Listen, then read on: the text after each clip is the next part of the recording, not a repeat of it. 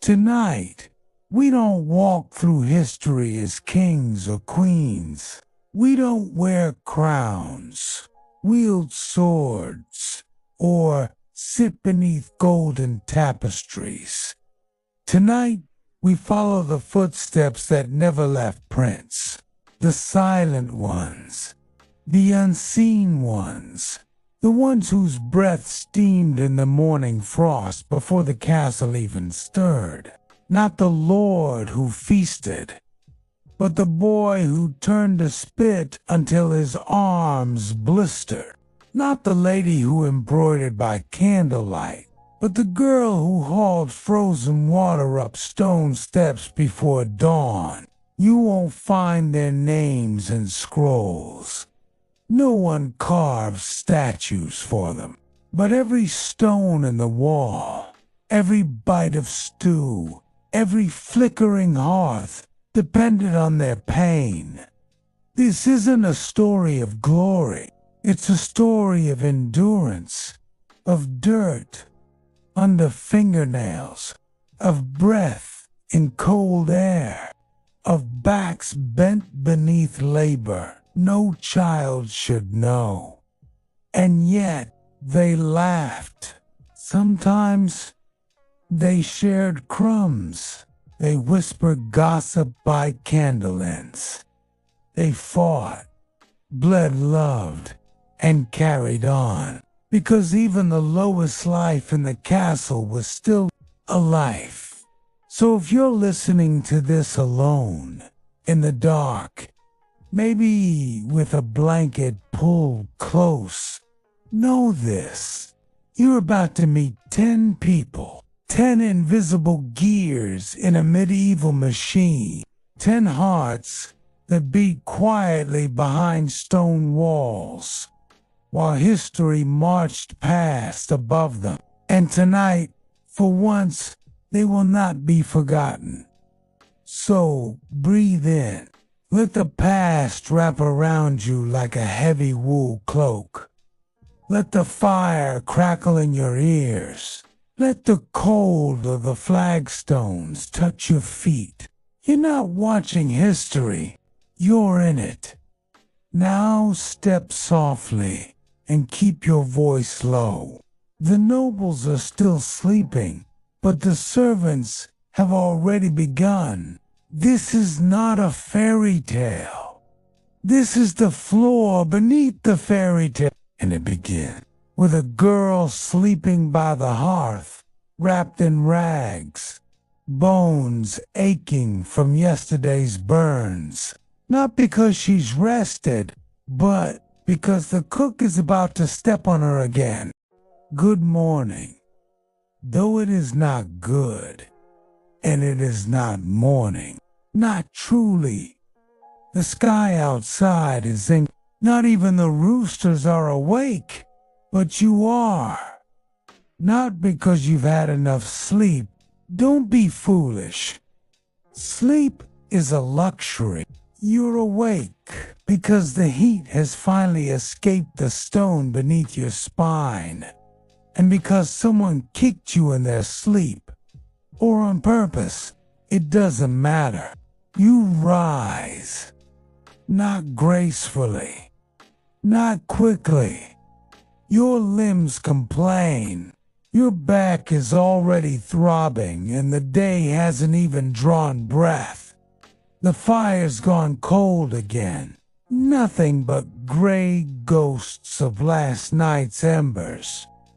And without fire, this kitchen is a tomb. Your bed, if it deserves that word, is a discarded feed sack stuffed with straw so old it crackles like paper. It smells of old grease, ash, and something too sour to name. You pull your shift tighter around you. It's rough, wool, undyed, stained. It's the only thing you own. It was your mother's once, or maybe someone else's. Doesn't matter now. You don't use a blanket. You use your own body heat, and whatever scraps someone forgot to steal. Your feet are bare again, your shoes dissolved with last spring's rain. The cook said she'd try to find new ones. That was months ago. You've stopped asking. You creep toward the hearth, where the ashes sulk in silence. You kneel, teeth chattering, and blow gently, coaxing life from the remains. Damp kindling, frayed twine, splinters. Your hands shake, and not from cold alone. The fire catches, barely, a flicker, a spark, a weak call for warmth. You hold your hands above it like a prayer. They look like someone else's hands, cracked, burned. Half dead you have minutes, maybe less, because once the cook storms in, she demands fire, water, warmth, readiness, and she won't ask where it came from, only why it wasn't there sooner. So you haul the water. The castle doesn't have pipes. It has you.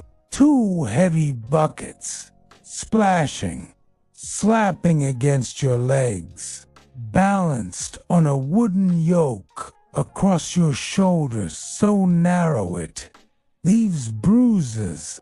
You make 5 trips before anyone else in the kitchen even yawns. Your arms feel hollow, your spine screams, and your feet bleed from a sharp edge in the flagstones. Still, you move, because no one else will. They don't greet you. They don't thank you. They don't see you. To them, you're not a girl. You're a mop with legs, a shadow that sweats. The cook enters like thunder, barking orders, slamming bowls, wielding her spoon like a sword. She smells of onions and vinegar and old anger. She points at a pot still crusted from last night's stew. That's your fault, apparently. You scrub it till your fingers sting. There's no soap, just ashes, sand. Sometimes lie. When someone remembers, the burns on your wrists are permanent now. Calloused, angry. The scullery is a place for punishment, not progress. The only window is choked with soot. The air smells like smoke and meat and wet rags. You swat rats away with a ladle. They hiss. You hiss back. No one wins. By midday, your stomach is folding in on itself. You chew the heel of bread you hid inside your apron. It tastes like old wood and dust. You're spotted. A kitchen maid reports you. Again, now you're on latrine pot duty. Congratulations. Later, you're assigned to onions, which means you will spend 2 hours crying, and no one will care. Not from sadness, not from shame, just layers peeled, skin burned, eyes flooded. You wipe your face with a sleeve already soaked in steam. Then the nobles descend. The great meal begins. You are summoned to carry silver you're never allowed to touch with your bare hands. You walk carefully. One wrong step and you're out. You look down. Always down. Never meet their eyes. You don't want them to remember you're human after they finish. and leave behind their half-eaten gluttony. You scrape bones from plates, peel gravy from pewter. You do not taste it. You do not ask.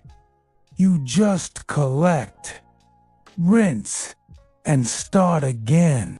Your hands are shaking now, not from the cold, but from everything else.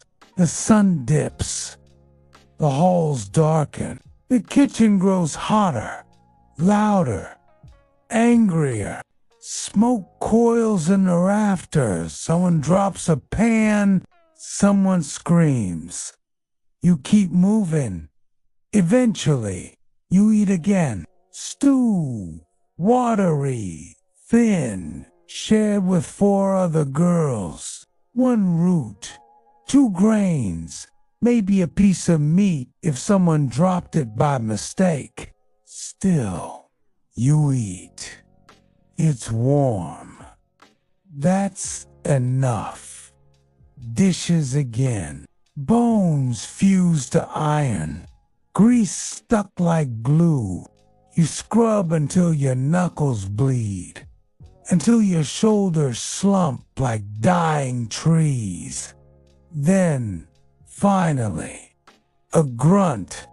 Your dismissal. You return to your sack. To the floor, to the hearth's dim coals. Someone's already asleep beside you. Someone else is weeping into their sleeve. You don't ask who. You don't want to know. You lie down, not to rest, but because there's nothing else to do. Your muscles throb. Your mouth tastes like iron. Your dreams are thin and flickering. A field, a river, a mother's voice you barely remember. You didn't choose this. No one does. You were born into it. Like your mother before you, and her mother before her.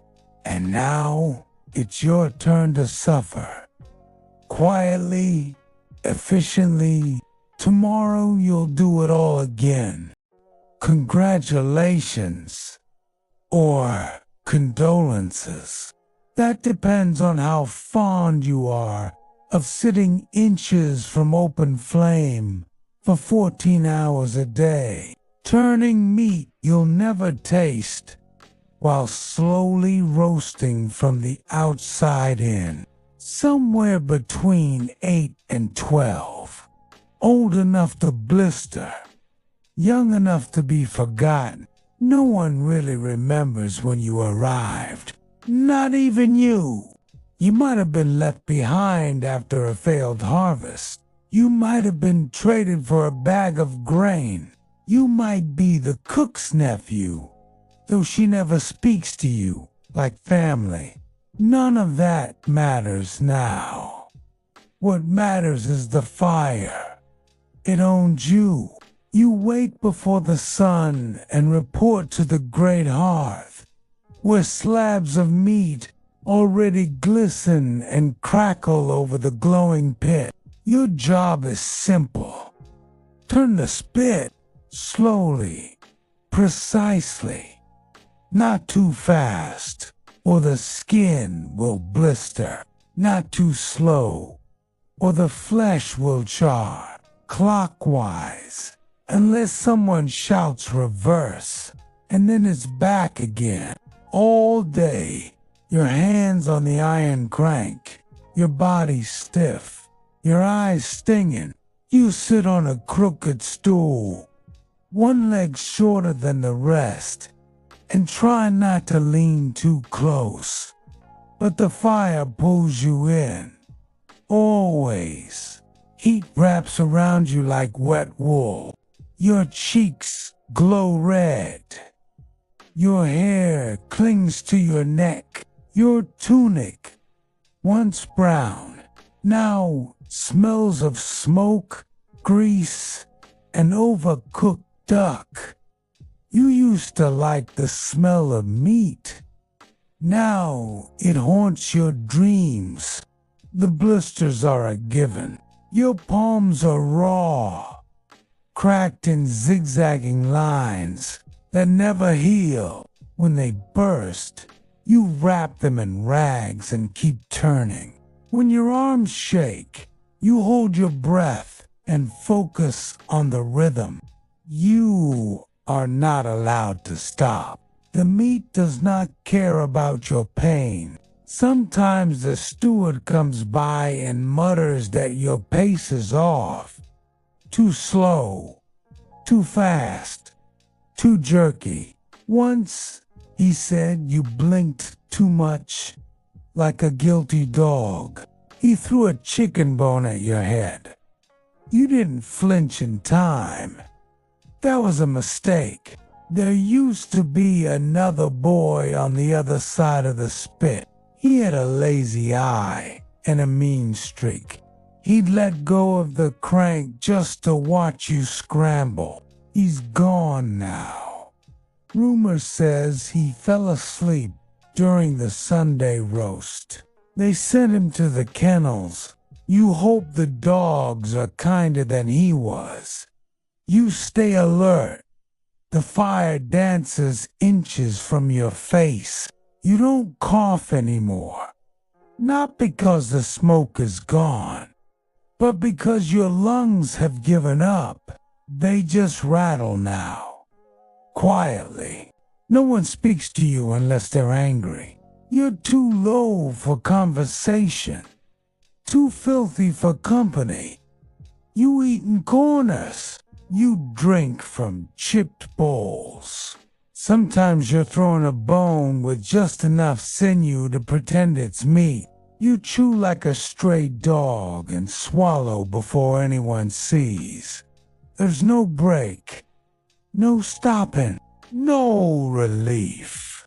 If your foot falls asleep, and it does hourly, you stamp it against a stone and keep turning.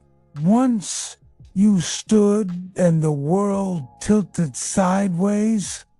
You almost fell into the heart. They called you dramatic. The cook laughed. The steward slapped you with a damp rag. On feast days, the pain triples. The spit grows longer. Whole pigs, full deer, rows of birds strung together like grotesque garlands. It takes both your hands and your spine to move the crank. It takes all your strength not to cry. No one would stop if you did. By mid-afternoon, your mouth is dry, lips cracked, and sweat has soaked through every layer. Ash clings to your arms, your face, your teeth. You haven't seen sunlight in weeks. Your world is firelight and smoke and shouted orders. Above you, nobles laugh. You can hear their clinking goblets, their songs, but you'll never see the hall. You're not allowed. You are down here, under the feasting, behind the meat, beside the blaze, invisible. When the roast is declared done, you help pull it from the spit. Your fingers tremble. The fat if you flinch, you're weak. If you burn, you're clumsy. You're told to be more careful, as if pain is a choice. And then, the next roast, the next pie, the next slab of meat to turn. It never ends. Evening comes. The stew for the hounds is prepared. The best cuts go to the dogs. You watch it. Leave the kitchen. Thick gravy. Bones still warm. And wonder if they'll leave anything behind. A slice of something soft. You devour it with cracked hands, head bowed. No one speaks. No one moves too quickly. Everyone is too tired to pretend they're human anymore. When you're finally dismissed, your legs barely function. Your back has locked itself into a permanent curve. Your palms are raw. Your eyes red. You don't walk. You shuffle. Your bed is a pile of old cloth beneath a broken bench. It smells like sweat and mildew. And the boy who had it before you. You lie down, staring at the blackened ceiling, listening to the last pop of the dying fire, dreaming of things you'll never have words for. A breeze, a bath, a loaf of bread still warm from the oven. Tomorrow, you'll turn the spit again, because that's what you do. You turn, and the world forgets. You begin the day with your hands already numb, not from sleep. You haven't had enough of that in years. But from the cold, the kind of cold that lives inside your bones and rattles your ribs when you move too fast. Your fingers feel like hollow sticks, each one cracked and bitten by the frost. But you keep going because the laundry doesn't wait. It piles, it multiplies, it stinks of sweat, spit, wine, and worse. The nobles dress like peacocks and leave behind chaos. Fine linen soaked in perfume and spilled sauce. Woolen underthings heavy with damp. Silk stained by things you don't name aloud. You carry it all in a basket twice your width. Down winding stone steps. Out past the orchard and toward the river. The weight cuts into your back is bent before noon. The river is a cruel friend. She freezes at the edges, but never fully, and always keeps moving, just enough to keep you working. Your sleeves are rolled, your hands plunge deep. The water bites harder than any noble ever could. You scrub with lye and crushed chalk and whatever soap scraps you can steal. You beat the fabric against the stones. You chase lice with vinegar. You untangle hair that isn't yours. Some of it is still red with blood. Sometimes, if you scrub too hard, your knuckles split open. Sometimes, if you scrub too soft, the cook screams that a spot remains. There is no perfect, only again. Your knees are always wet. Your skin is always raw when you cough. It echoes in your chest like footsteps in an empty chapel. But no one hears it. Or, if they do, they pretend not to. By midday, your apron is soaked. Your skirts are stiff with ice. You try to warm your hands by stuffing them into your armpits, just for a moment. But a passing steward calls it lazy. He spits near your feet. You nod and say nothing. You are not here to be understood. You are here to launder shame, disguise, indulgence, erase evidence. You are here to wring the sins out of silk and send it back pure, like magic, like no one ever bled on it, like no one ever touched it in the dark. Sometimes, in the afternoon light, You pause, just long enough to look at the reflection in the river, not yours. That vanished years ago, but the shape of the castle high above you. Stone towers, flags waving, people laughing behind stained glass windows. They call you the help, as if that's your name, as if that's all you are. You haul the wet linen back uphill. It's heavier now.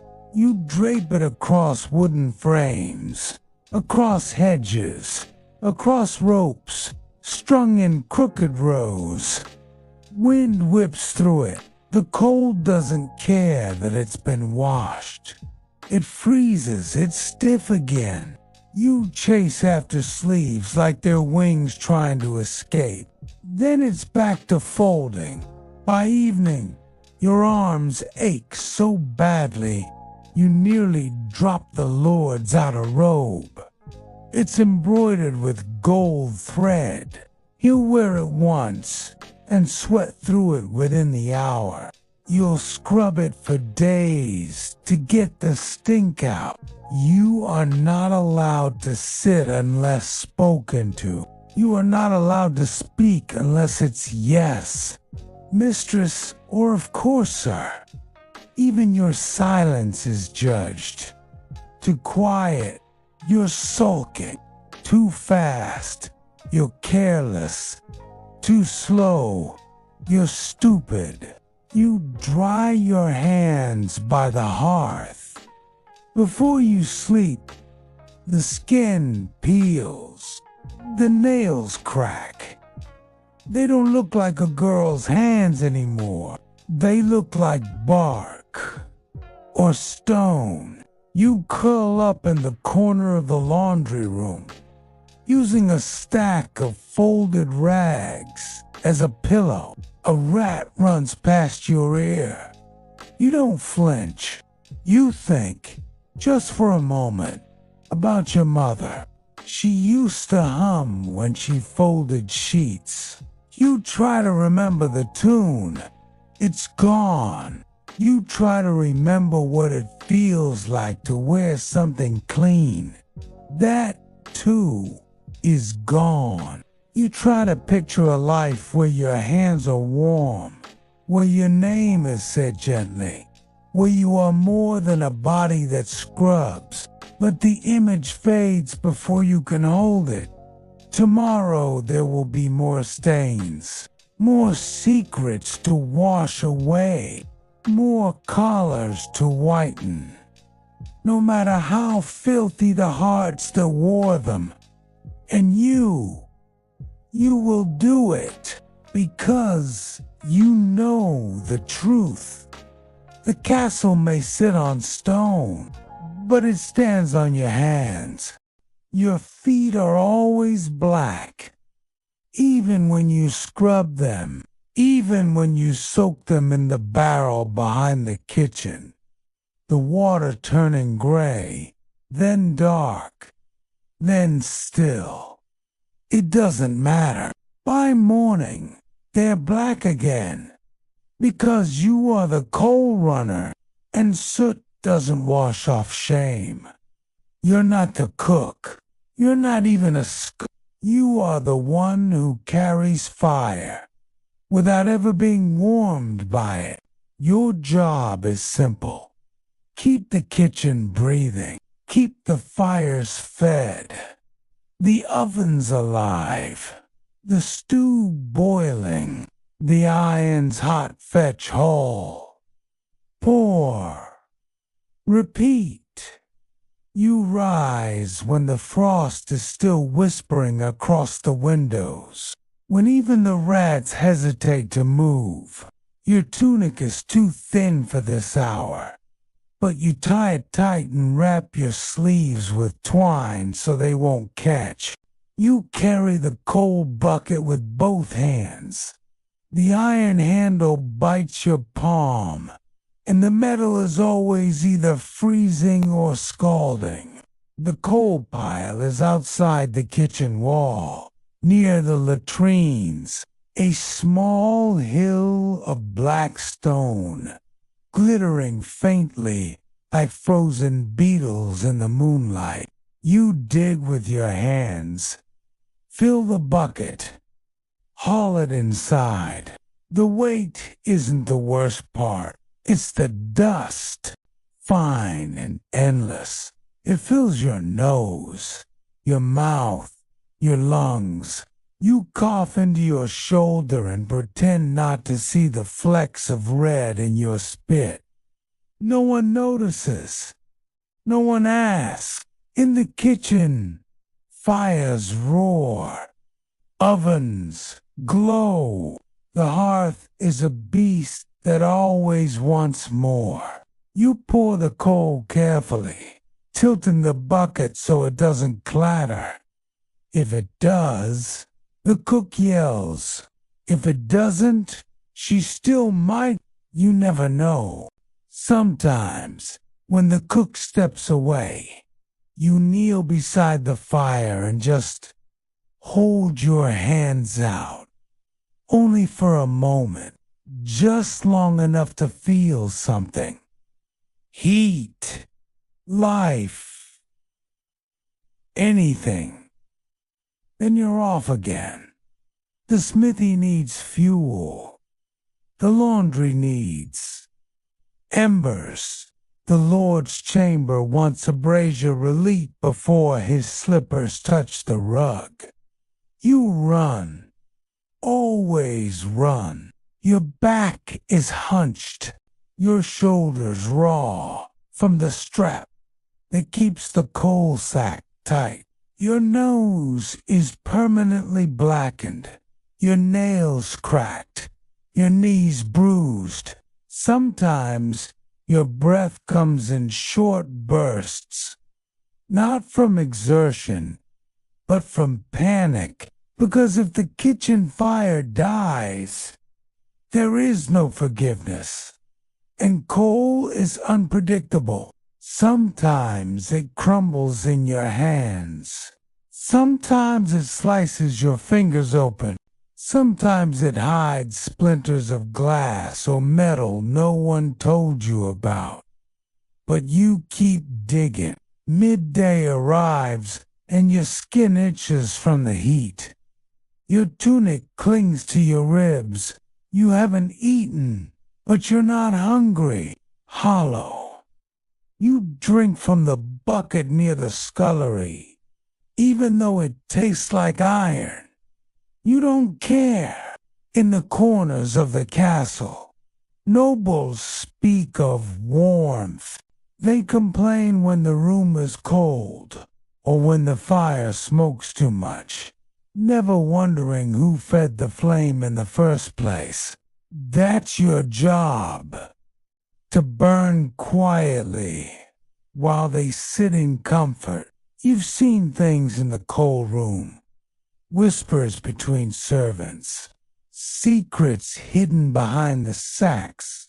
Once a rat dragged a human tooth out of the ashes. You buried it under the cinders and told no one. When disease strikes, they point fingers at you. Not the nobles who let food rot in the sun. Not the feasts that last for days. You wash when you can.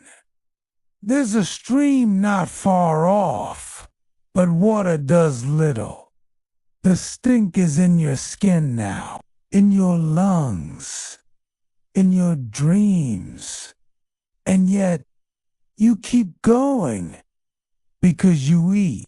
Because no one else wants your place. Because suffering becomes easier when it's familiar. Sometimes the kitchen boy gives you crusts. Sometimes the stable hand nods when you pass. These are your luxuries. You haven't spoken to a noble in years. They pretend you're part of the architecture. A moving shadow that disappears with dawn, but you see them. The lords, with their perfumed cloaks, the ladies with their scented gloves. You've cleaned up after their banquets. You've cleared the waste of their scandals. Once you found a necklace in the pit, gold, jeweled, small enough to fall by accident. You didn't keep it. You left it at the steward's door before sunrise. He never said thank you. Another time, you found a stillborn child wrapped in linen. You buried it, said a few words, didn't tell a soul. You keep secrets. That's part of the job. The worst part isn't the smell. It's the loneliness. The way even your shadow seems to pull away from you. The way no one touches you. Not even by accident. You don't look in mirrors anymore. You know what you'll see. A man-shaped smear. Eyes like bruises. Skin like wax. But in quiet moments, you remember your mother's voice, soft, before the sickness. She told you once that honest work keeps a man standing.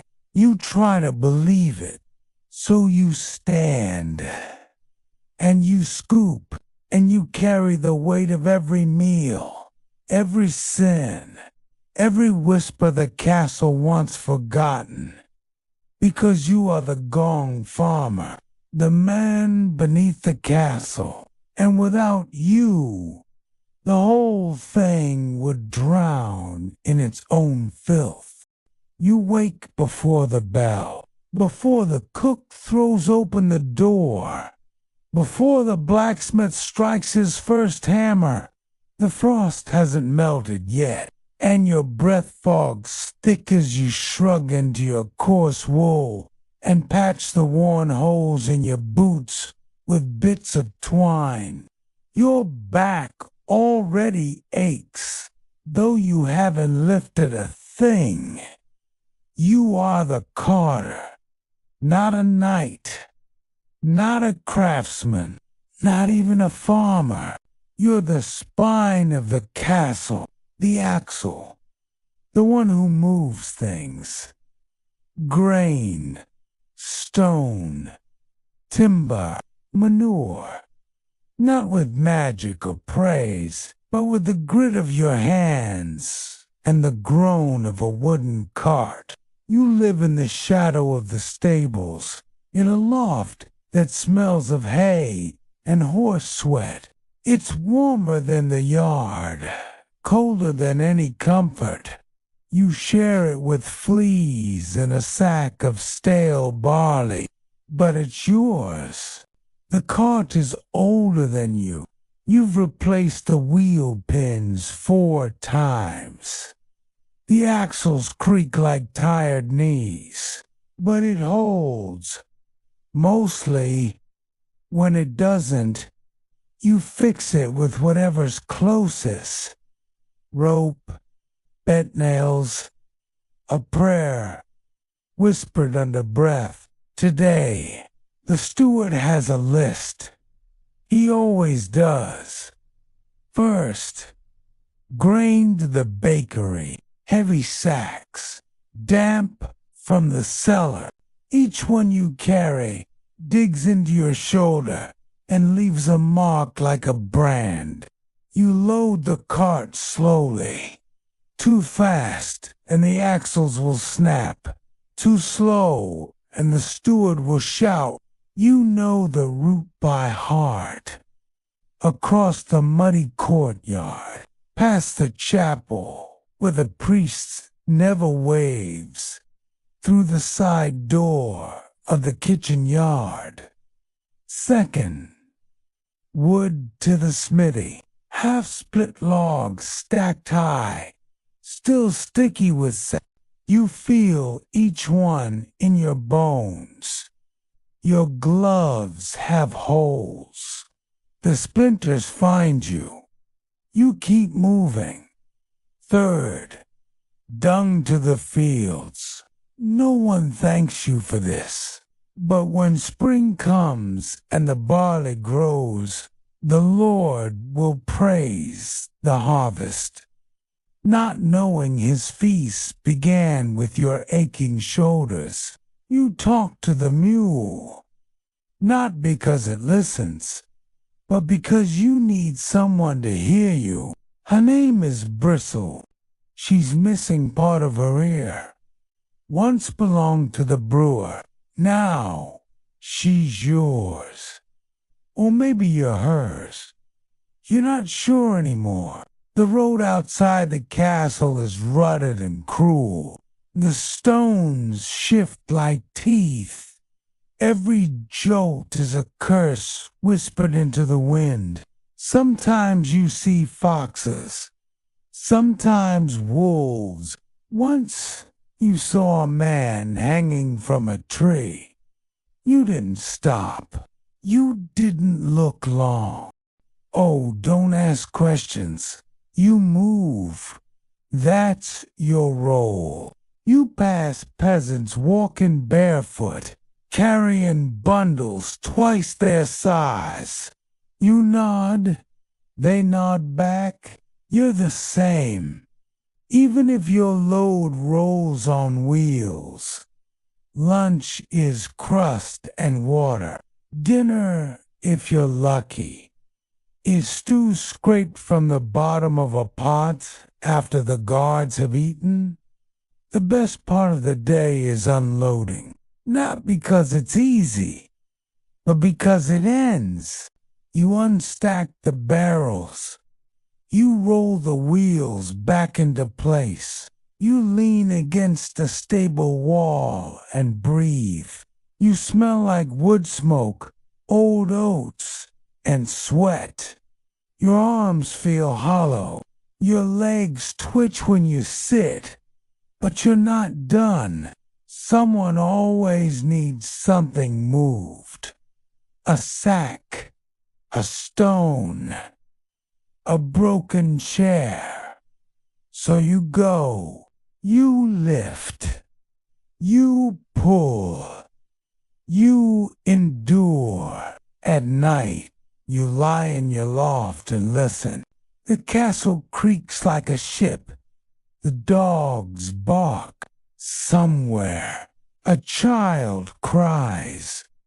You think of nothing, or maybe you think of your brother who joined the guard, or your sister who married the baker and now eats warm bread. You think of the road beyond the woods, of walking it and not coming back, but your cart would miss you, and Bristle would never understand.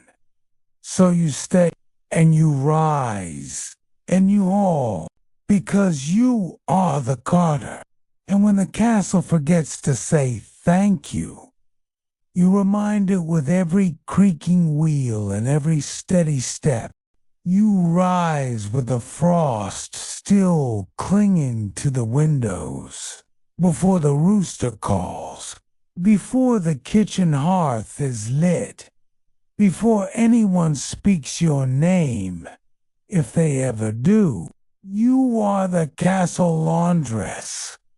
You deal not in silver or scripture or secrets. You deal in linen, the crusted underthings of nobility, the blood-stained tunics of squires, the sweat-soaked shifts of overfed lords. There's no magic in it, no luxury, no reward, just aching hands and the sting of cold water so fierce it steals your breath. You wash the sins of others, but no one washes yours.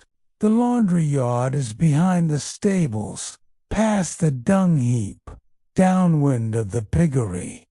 Stone troughs, half filled with ash water and lye, slabs for scrubbing, wooden racks warped from too many winters.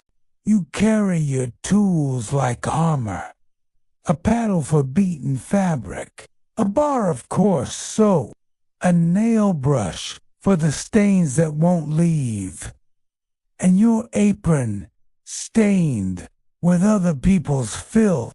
You begin with soaking, garments tossed in a trough, agitated with your arms until they soften. Then the scrubbing. You bend over the slab and grind the fabric like it owes you something. And maybe it does. Maybe this is your revenge for all the times the lady of the house walked past you like air, for the lord who spilled wine on his sleeves and laughed, knowing it was your problem now. Scrub, beat, rinse. You wash shirts that cost more than your life. You dry stockings that draped over ankles that never once stepped in mud. You mend tears made during feasts you weren't allowed to witness. The river is your rinse basin. Cold, fast, relentless. You haul the sodden cloth to the edge and dunk it, beating it against the rocks. Sometimes a fish startles out of the current. Sometimes your fingers go numb. Sometimes you cry. No one notices. The wind takes your tears. There's always more. More linen from the guest rooms. More bandages from the infirmary. More sheets from beds you'll never lie in. They say the laundress sees everything. And you do. You find blood that tells stories. Too much blood in a noble woman's shift. Old blood on a page's collar. Fresh blood on a knight's tunic that matches no wound he admits to.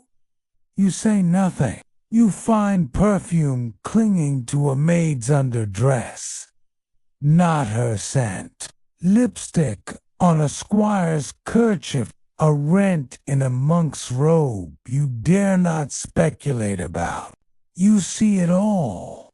You name none of it, because silence is your currency, and stains are your scripture. Your arms ache by midday. The sun is no comfort. It only reminds you how long until the next load. Your stomach growls, but you don't stop. A dry crust waits on the stone. You'll chew it when your hands are too raw to grip another tunic. You hang the laundry with hands that tremble, line after line, pinned with wood, weighed down with secrets. The wind dances with the garments. You wonder what it would feel like to be a shirt, lifted, free, untouched by mud or blood. The children of the castle run past. They laugh. Play one throws a stone and hits your tub. You flinch. He doesn't notice. You gather the linens that have dried. You fold them with care they don't deserve. You stack them with precision that won't be seen. Then you begin again. Soak, scrub, rinse, beat, dry, fold, repeat until your fingers split, until your back screams, until the sun sets and your shadow disappears. You walk back to your cot with damp sleeves and a head full of other people's sins. You sleep without dreams. Or maybe you dream of water, of hands that never hurt, of cloth that folds itself.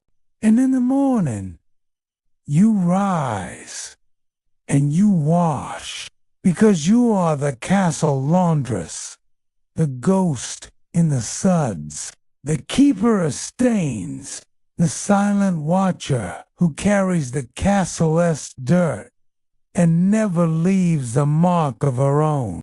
You don't choose to become a gong farmer. Nobody does. It is the job you get when every other door has closed. When you're really too poor to bribe a steward, too unlucky to catch a noble's favor, and too strong to die young. You didn't fall into this role. You were pushed. By the time the castle is winding down for the night, bellies full, candles low, that's when your work begins. You are the gong farmer, the night hauler, the one who empties the castle's bowels so its dignity can remain intact. They pretend you don't exist, but they still depend on you.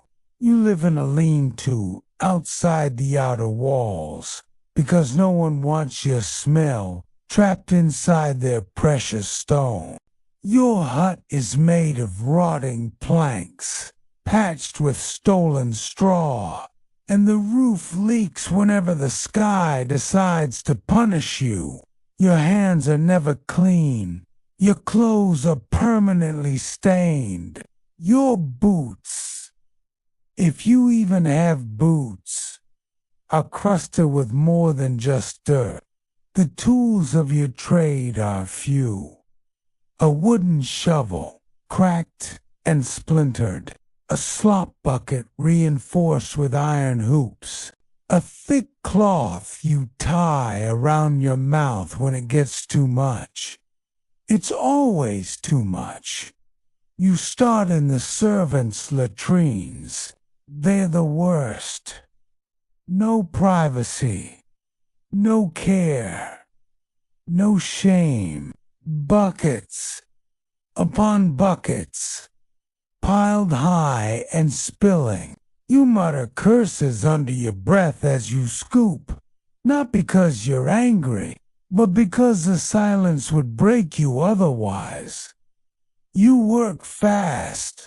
If you go slow, it clings to your hands longer. If you dawdle, the stink works its way through the cloth and into your nose, into your teeth, into your very blood.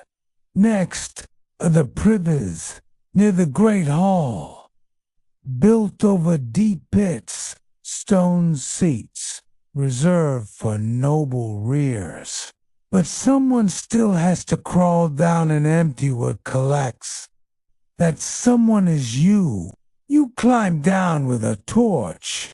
The air is thick, unmoving, alive in the worst way. The walls are slick. The floor gives. You've learned to tie a rope around your waist in case you slip too far. You've slipped before. You scoop, you haul, you lift bucket after bucket up through the hatch. Above, someone grumbles about the noise. You apologize. They never hear you. When the pits are emptied, you cart the waste beyond the walls. Always beyond. You follow the same path every night. Down the muddy slope. Past the orchard no one eats from. To the trench near the woods. There, you dump it. It steams in the moonlight. Sometimes the wind shifts and catches your face. You move on. You do this every night, and yet they still wrinkle their noses when you pass. They call you dung man night creep, but they sleep better because of you. You rise with the frost still clinging to the windows, before the rooster calls, before the kitchen hearth is lit, before anyone speaks your name, if they ever do.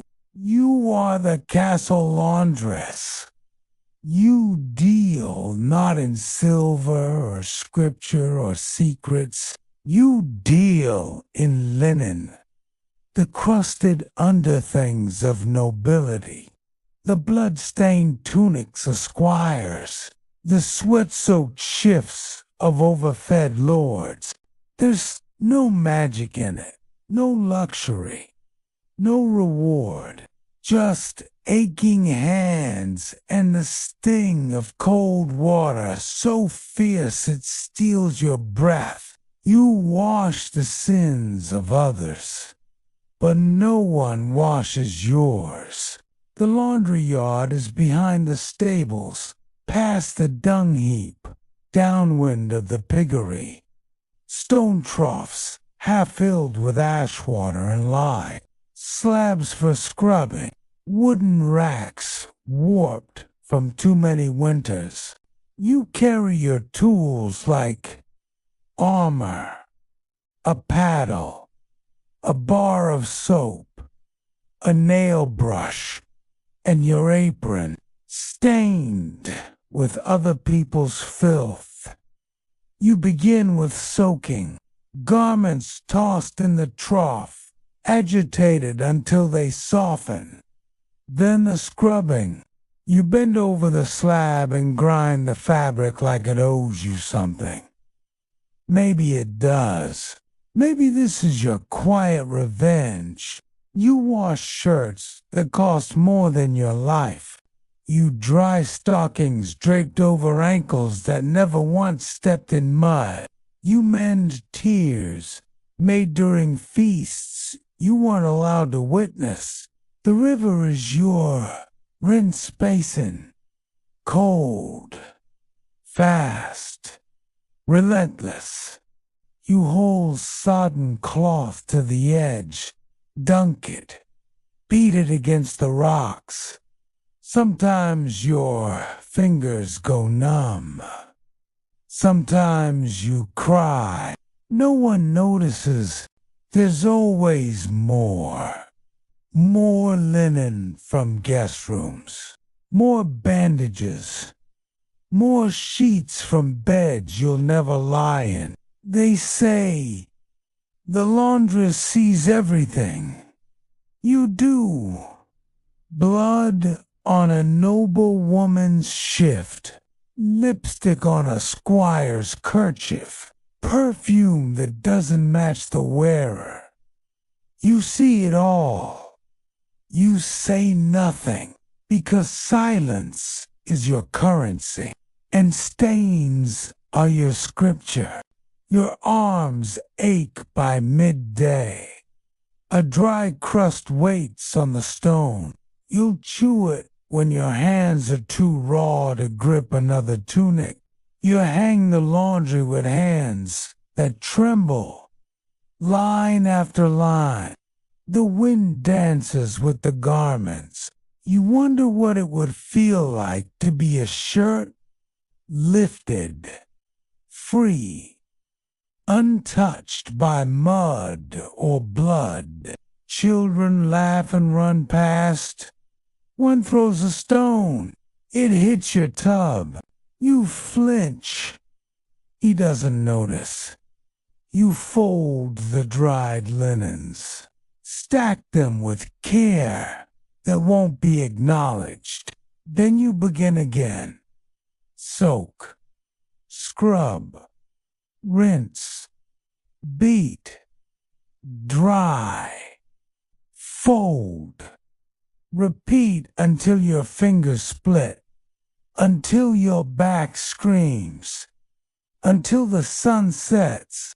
You walk back to your cot with damp sleeves and a head full of other people as sands.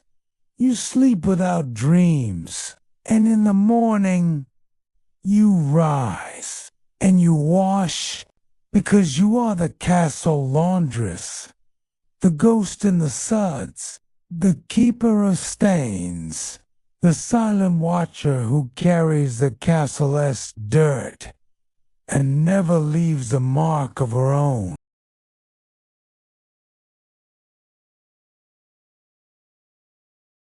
To avoid freezing to death, your shoes are a myth. Rag-wrapped feet squelch through puddles that should have frozen hours ago. The walls are thick, yes, but wind finds the cracks, and so do rats. One scurries past. You don't flinch. You've stopped flinching. You're not tired. You're beyond it. Muscles scream quietly. Joints creak. Every motion is a negotiation. Coughing has become habitual, rhythmic.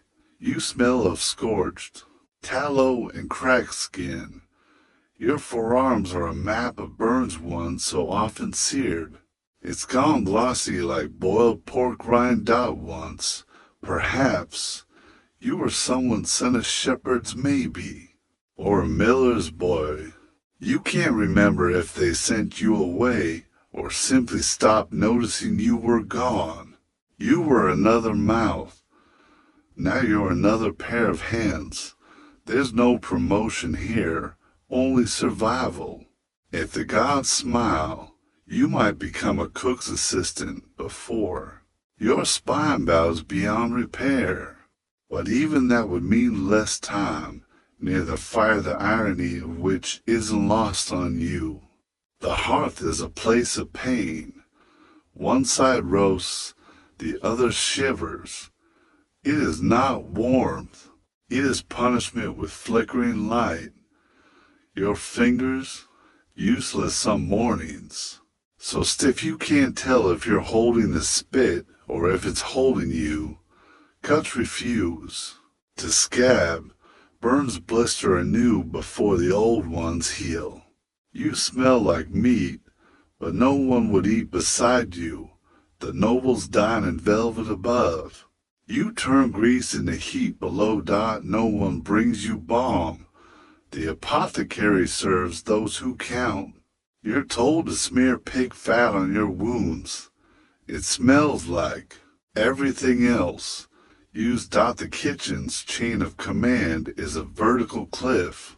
You're beneath the girl who scrubs pans, beneath the dog that sniffs bones. Sometimes the steward nods in your direction. That's the closest you get to dignity. Dreams of escape, dangerous. You know the end of those stories. Spit boys don't run. They dissolve into smoke, into ash, into puddles of grease and sweat and cold. You curl tighter against the fire's edge, blistered knees tucked to your chest. Watching the coals, you imagine what it might feel like to be warm without hurting. You can't. Outside, snow drifts like silence. Inside, meat crackles. And between the two, forgotten, unseen, you keep turning. But if the kitchen was a furnace, then the night pit is the abyss. You are the waste handler, though no one says it aloud. Gone farmer is the polite term. Excrement specialist, night soil, collector. Filth doesn't care what you name it. It just waits. You descended a pits carved into earth, festering with 6 months of rot. A rake in one hand, a bucket in the other. No rope sometimes, no ladder, just slippery stone and willpower. The smell is indescribable, not just foul, but alive. It clings to your lungs, blooms behind your eyes, settles beneath your fingernails. You breathe through your mouth and regret it instantly. What do you find down there? Everything. Human waste, animal dung, straw soaked with fluids you don't name. Sometimes broken pots, sometimes bones, sometimes things that shouldn't be bones. Once a chicken. Still unsure how, you scrape, you dig, you haul. Sludge fills your bucket. You dump it into a wooden cart that groans in protest. Repeat until Your spine begs you to stop, all under torchlight. The nobility must never see the cost of their comfort. They sip mulled wine while you shovel their past. When full, the cart lurches toward the dumping grounds. Waste becomes fertilizer. Poetic, isn't it? The cabbages that grace their plates grow fat on their own leavings. They don't know. You do. Then. The ritual cleansing, a ruined pond. Your boots, your tools, your hands, the stink doesn't leave. It lives inside you now. Children avoid you. Adults pretend not to see you. You whisper to yourself, this is honest work. Vital, without you, the castle would drown. You're not a knight, but you fight back the tide. You carry the filth so others don't have to think about it. Your hands, they're not hands. They're claws, calloused and cracked, nails black with grime. You stopped scrubbing weeks ago. What's the point? You're immune to beauty now. Flowers don't smell like anything, only rot. Always rot. They laugh at you sometimes. Guards, servants, even other laborers. Don't fall in, they say. You smile and pretend it's the first time you've heard it. Sometimes you dream of being something else, a baker, a clerk, someone whose hands hold things other than refuse. But dreams betray. Morning always returns. So does the stink.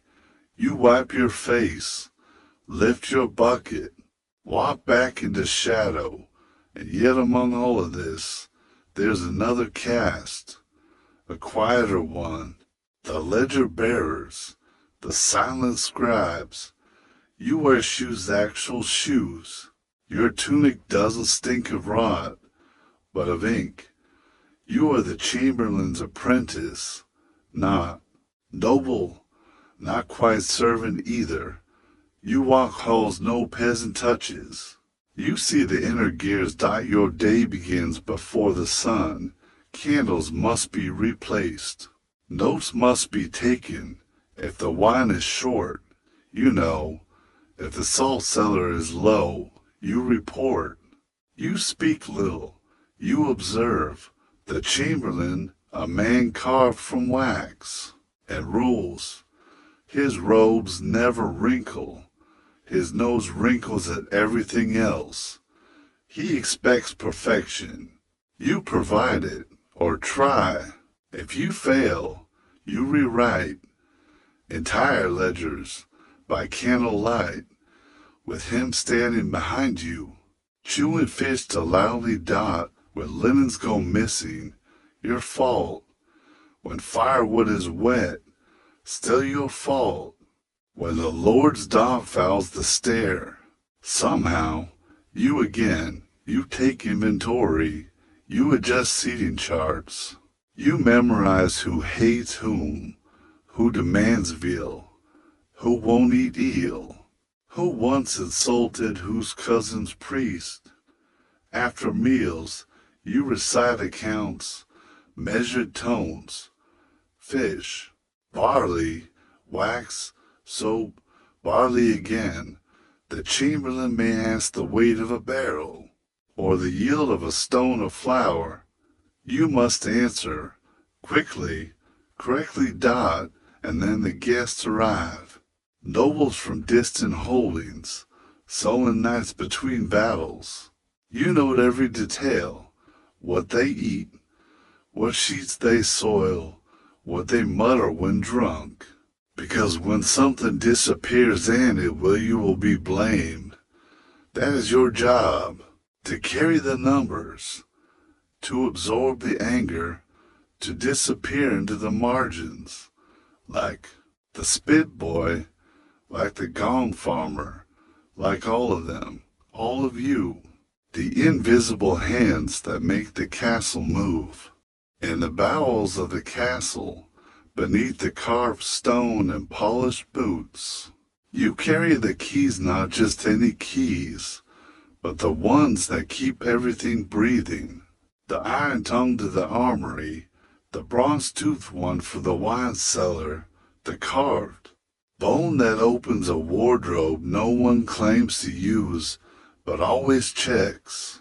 They're cinched to your belt in a leather pouch you touch like a talisman.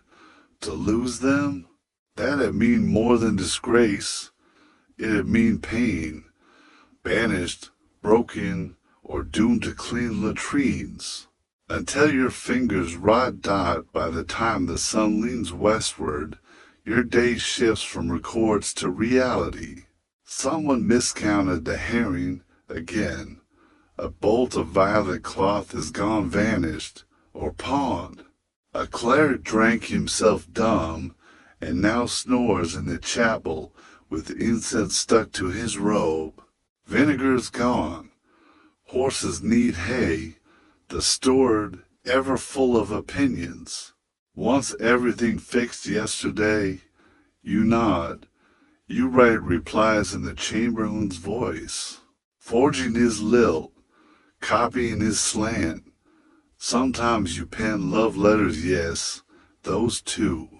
A baron's daughter insists on writing to her armored suitor while feeding her lapdog strawberries, soaked in cream.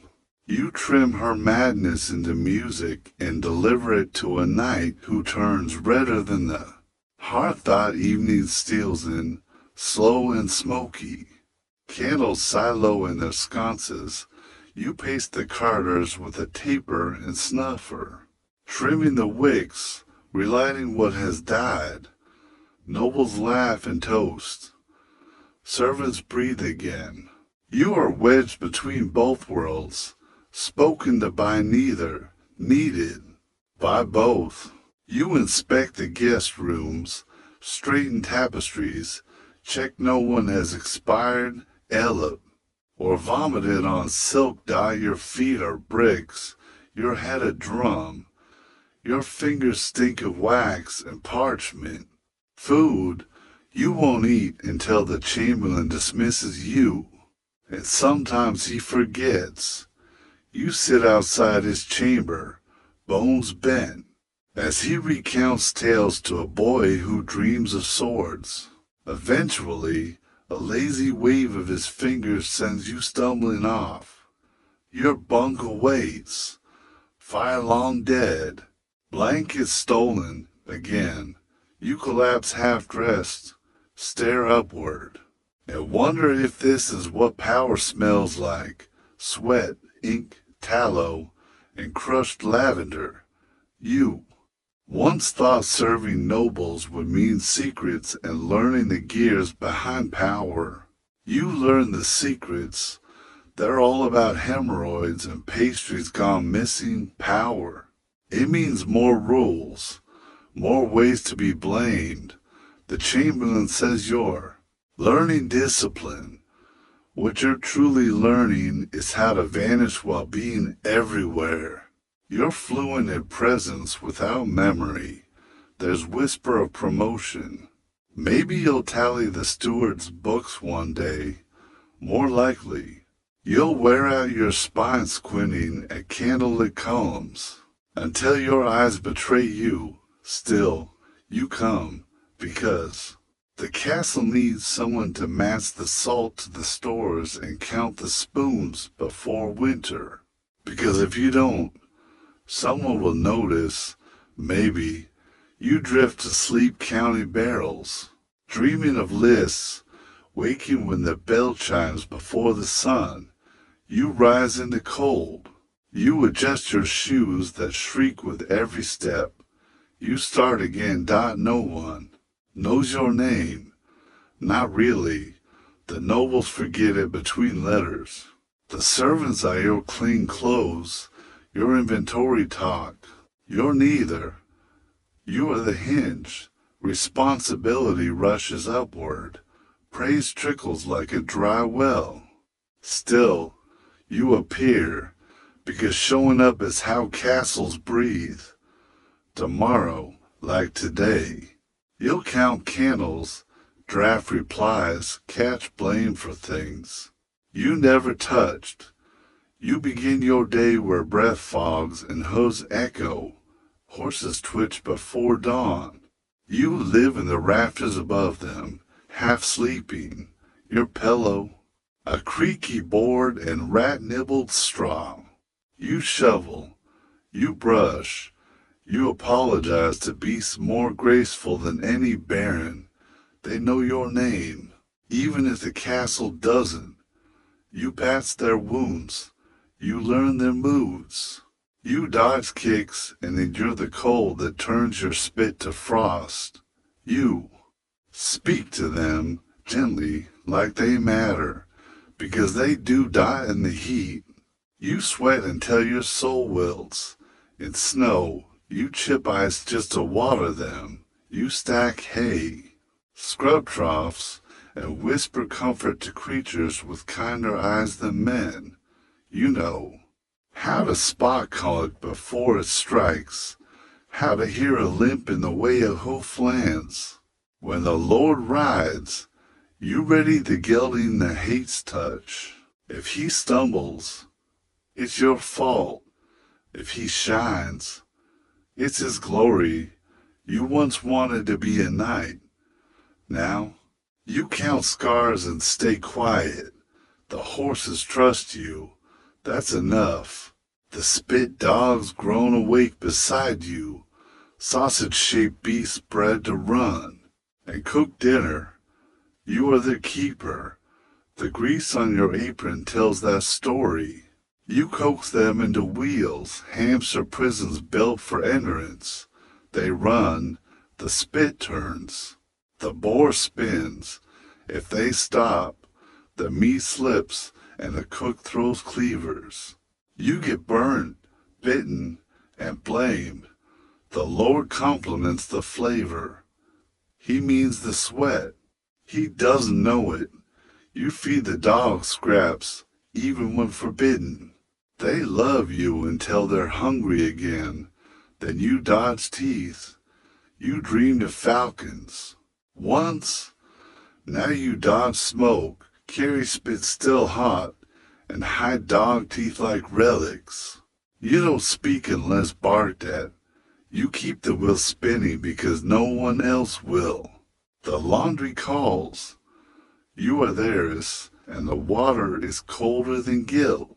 You haul buckets. You boil lye. You scrub noble linens until your fingers split and the blood mixes with soap. You beat sheets in the stream until your shoulders scream. You dry them near fire and pray they don't catch. You eat hard crusts.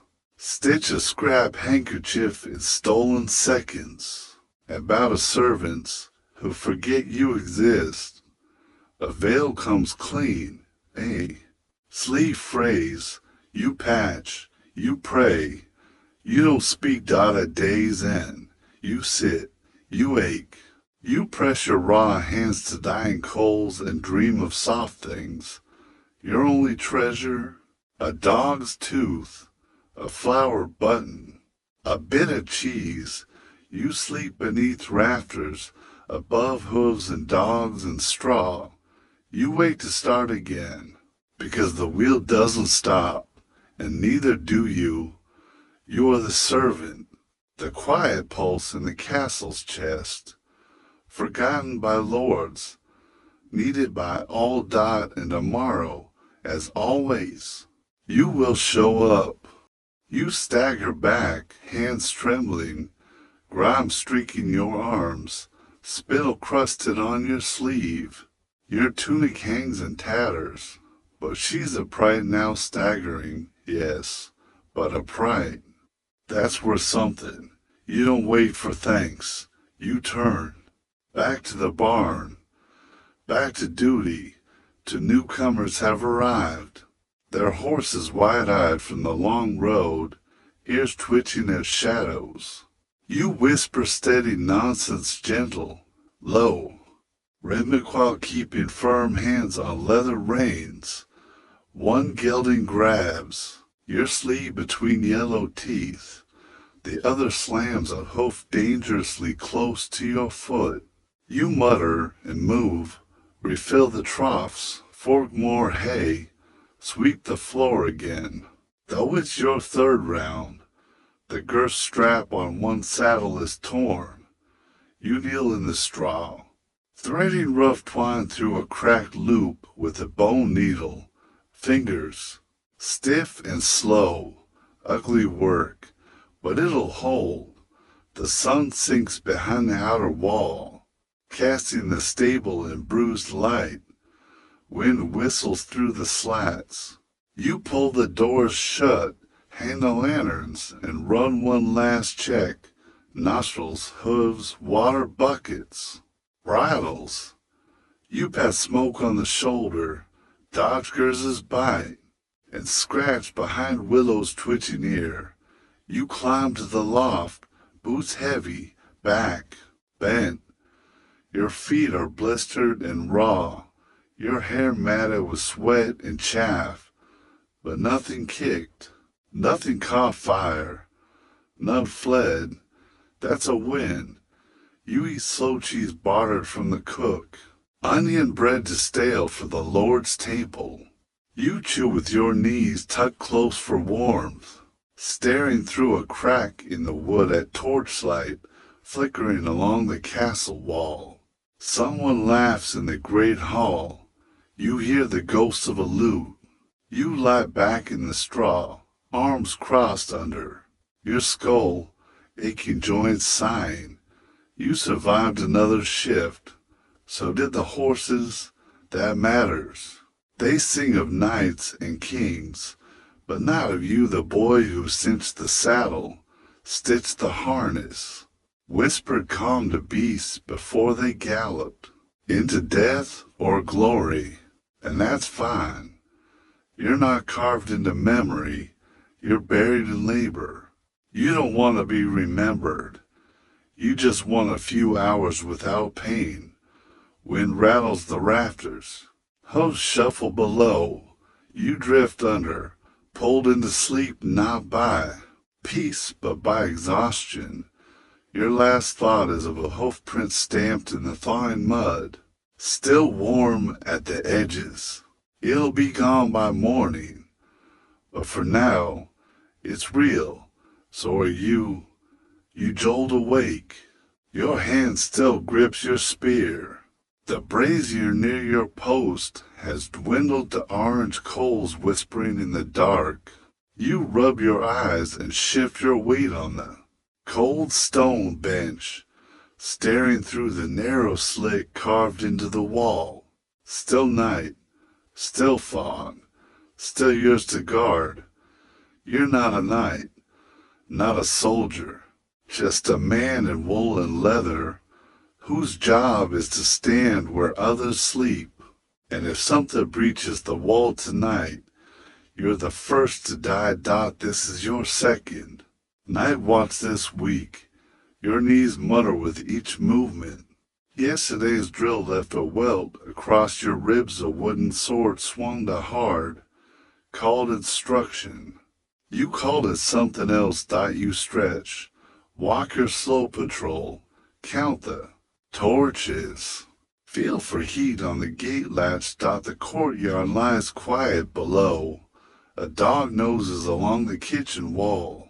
Somewhere a drunk fumbles a tune, leaving the latrine door swinging in the breeze. You don't call out. Not your problem. You run your gloved hand along the iron bars of the portcullis, still rusted, still your burden if it jams. You think about the day shift sunlight, yes, and voices, but also commands, inspections, and barked orders. At night, there's just you and the wind, and if anyone breaches, you're suddenly remembered. You sit again, spear pried beside you like a priest's staff. You lean your head against the wall, helmet off because it's too heavy for our 7 of silence.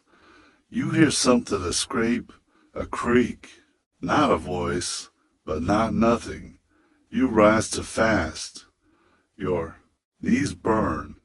You wait, then breathe out. Just frost settling. You unwrap a strip of meat from cloth. Chew slowly. A boy from the solar once saw you eating, scoffed at your supper, powdered fingers holding a pastry. You didn't respond. Guards don't respond. They chew and watch and wait. You remember your first winter post, fingers splitting open from cold. You learned to layer wool, smear grease under gloves, stuff cloth in boots. You survived, barely. Midnight bells echo.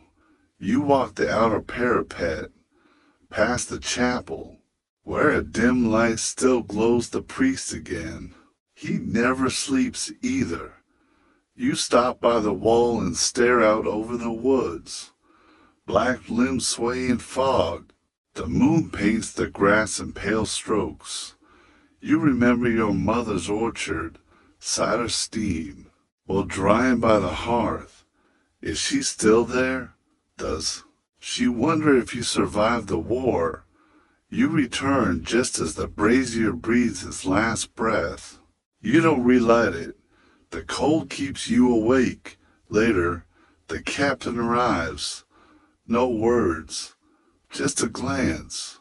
He taps the pike rack, checks the logbook. Still breathing. He mutters. Barely, you reply. He grunts, walks away. He never praises. You stretch your shoulder. Fog lifts. A hint of dawn smudges the eastern sky. Soon the fresh-faced guards will take your place. Laughing, loud, clean-shaven, you'll hand off your spear and vanish like mist. You walk back to the barracks. Your cot waits blanket damp, pillow thin. What is yours? You strip down, sit, breathe. The kitchen clatters to life. Someone barks orders. Buckets bang. You curl under the blanket and close your eyes. You earned this. You'll be back tonight. You always are. The castle never sleeps and someone has to watch.